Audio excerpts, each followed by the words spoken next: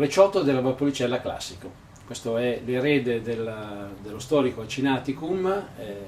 frutto della prima interpretazione di queste uve con un residuo zuccherino volutamente importante, quindi un vino dolce, un vino passito di grande tradizione, vino che nella storia del territorio italiano ha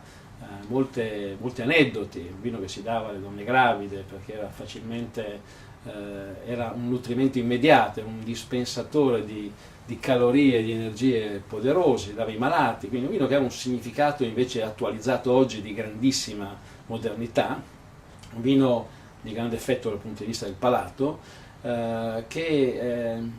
io direi che bisognerebbe un po' stravolgere dal punto di vista della sua immagine, cioè un vino che potrebbe essere non inteso soltanto come un vino da dolci o da dessert, quindi da torte, da crostate con frutta rossa, ma potrebbe essere per esempio rapportato a rapporto con formaggi diversi, formaggi arborinati, quindi attualizzato con delle formulazioni che lo rapportino all'abbinamento della cucina in una maniera un po' più moderna. È comunque un vino che ha una storia, ma che è comunque attualissimo, dotato di uno splendido colore che ha questa splendida arancia, in questo caso ancora violacea, anche perché si tende nel Recioto a mantenere una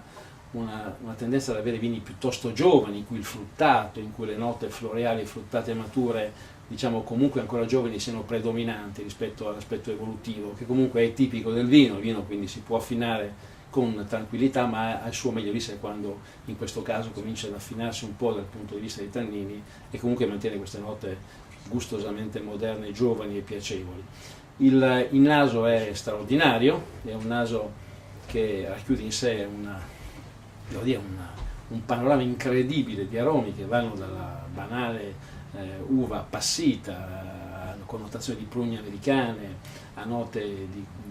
legate a sensazioni di noce, a note leggermente di foglia di alloro, a veni di cannella, di cacao, percezioni legati al chiaro di garofano molto forte e alla noce moscata, e una connotazione di marmellata dolce, veramente una storia incredibile di aromi che escono da questo bicchiere di una complessità estremamente gradevole. All'assaggio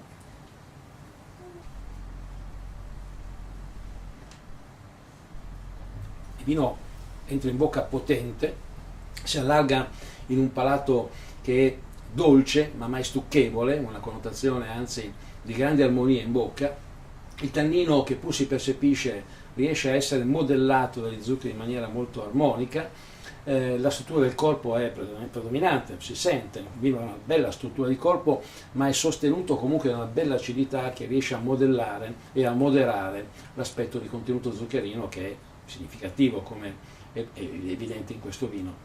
Dal punto di vista della persistenza c'è una bellissima sensazione di frutto rosso marmellatoso con connotazioni balsamiche che rimane in bocca per lunghissimo tempo.